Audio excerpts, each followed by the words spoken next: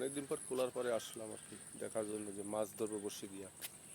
পানির কি অবস্থা? পানি মোটামুটি ভালোই, এগুলো খাল, মোটামুটি পানি আছে, মাছও দেখি আছে।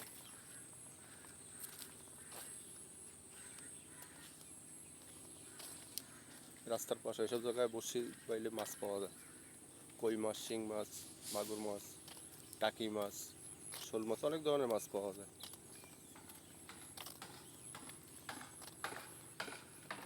আর চারিদিকে তো বন্যায় অবস্থা খুব খারাপ, বিশেষ করে সিলেট, চট্টগ্রাম, নোয়াখালী, এদিকে তো বৃষ্টির পানিতে একদম সব ভরে গেছে। কিন্তু আমাদের দক্ষিণ অঞ্চলে তেমন কিছু হয় না, কারণ আমাদের দেশের নদী নালার দেশ।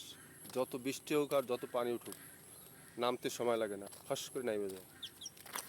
আমরা দক্ষিণ অঞ্চলে আছি, আল্লাহর রহমতে খুব ভালো আছি। দক্ষিণ অঞ্চলে ঝড় বন্যা, পানি বন্যা খুবই কম হয়, আর হইলেও সাথে সাথে জোয়ার ভাটা আছে, ভাটার সময় সব নামে যায়। এটা সুবিধা আমাদের দেশে। জঙ্গল হয়ে আছে, এগুলো ধান চাষ হবে। এখানে এইটুক শুরু করছে কেবল, এই কয়দিন ঘন বৃষ্টিতে এইটুক করতে পারে না, এইটুক করা হয়েছে, এইটুক ভাঙছে মেশিন দিয়ে। এই পাশেও দেখেন, এটাও মেশিন দিয়ে ভাঙছে। বৃষ্টির কারণে একটু কাজ করতে পারে না, কয়েকদিন ধরে খুব সমস্যা হয়েছে। আজকে আবহাওয়াটা মোটামুটি ভালো আছে, আকাশ খুব ভালো আছে, আকাশে মেঘ আছে, অনেক মেঘ।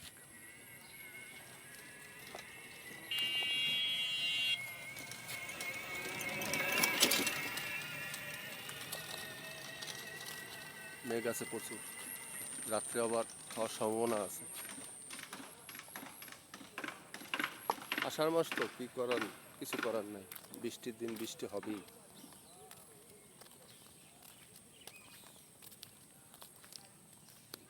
খালি একটাই সমস্যা, দিনমজুরি। যেমন এখানে যারা দিনমজুর দিত তারা কাজ বন্ধ বৃষ্টির কারণে, এটা সমস্যা। আবার ঠিক হয়ে যাবে, 2-3 মাস হয়তো বন্যার সময়।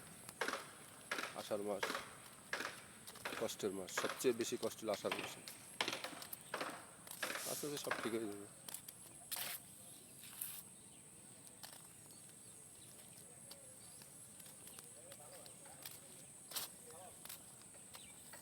রাস্তার পাশে কচু গাছ হয়ে গেছে,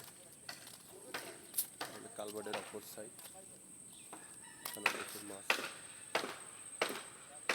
পানি, ভাটায় পানি নামতে আছে, প্রচুর মাছ আছে এখানে। এই মাছ বড়শি ছাড়া ধরা যাবে না।